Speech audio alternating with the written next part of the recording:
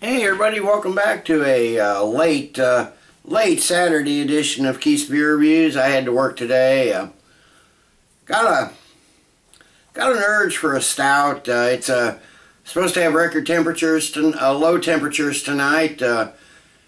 In the mid low 30s, might even be some frost. So I was in the mood for a stout, but I didn't want anything big and heavy. And you know what better stout makers are there than the British? And I'm going to do one from Fuller's. I'm going to do their London Black Cab Stout.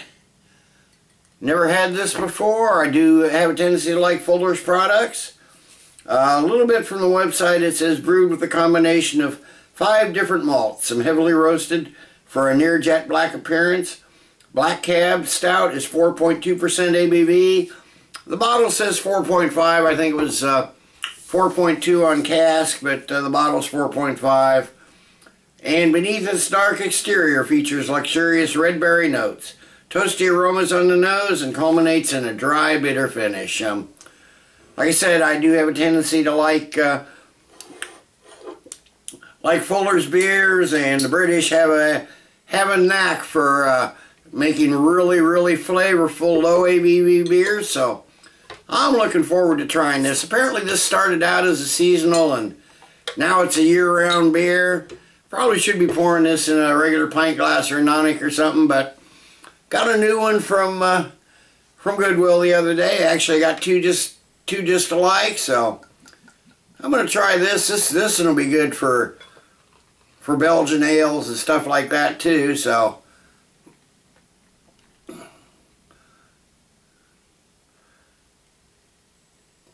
big glass. I can be kind of a fairly aggressive pour. We got a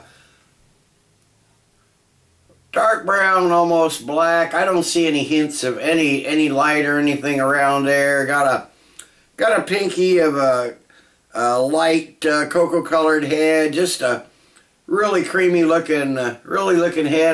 Good looking head. I can't see if there's any carbonation streaming up. There's nothing coming through that at all. So let me give it a nose. Okay, I'm getting roasted malt up front, a little bit of chocolate, maybe just a hint of like licorice or anise there at the very end. Coffee maybe, a lot of coffee. The chocolate that I'm getting, what little chocolate I'm getting, is kind of a dark chocolate. Definitely getting that burnt, roasty, dark malts, that's for sure. Maybe some nuts like pecans or something, molasses. Coffee notes more than anything though, so let me give it a taste.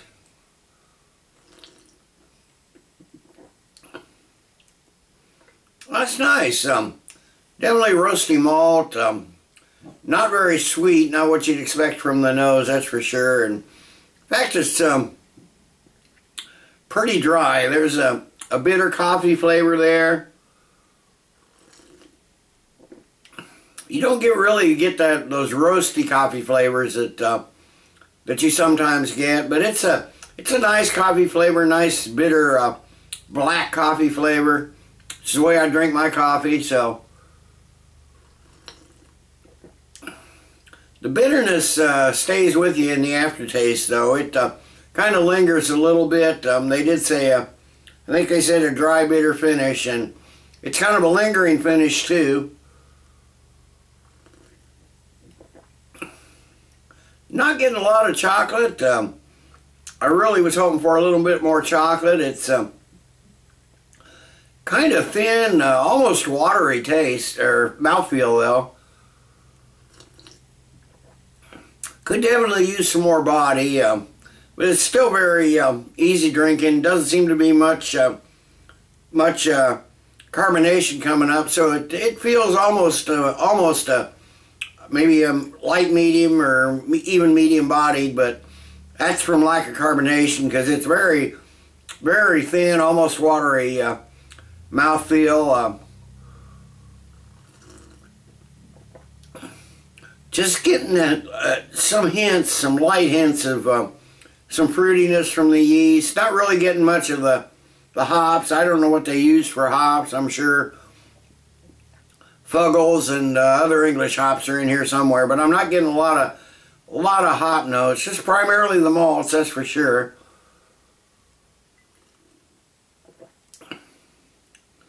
So anyway, let me sit. I'll sit and sip on this a while. I'll add the rest, and I'll come back after a while with the final thoughts and grade. Okay, I'm back. It's been half an hour or so. I was sipping on this. This is a decent example of an English stout. That's for sure. I noticed as it's warmed up, it's still not warm, but it's warmer. I noticed the roasted malt flavors have come out a little bit more.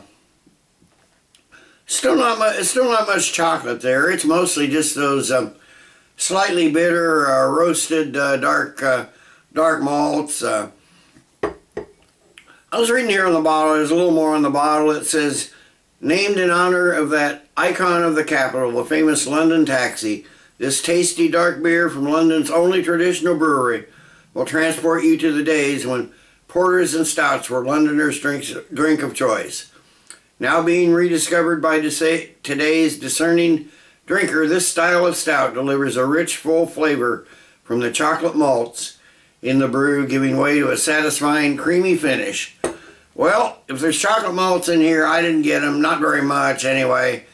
It's mostly those roasted bitter notes and the coffee for my notes. And they say a satisfying, creamy finish there on the bottle, and on the website they say a dry, bitter finish. So it's more of it's sort of an amalgamation of the two. It's more bitter than creamy, but it's not a really bitter finish, especially as it's warmed up. That has changed a little bit too.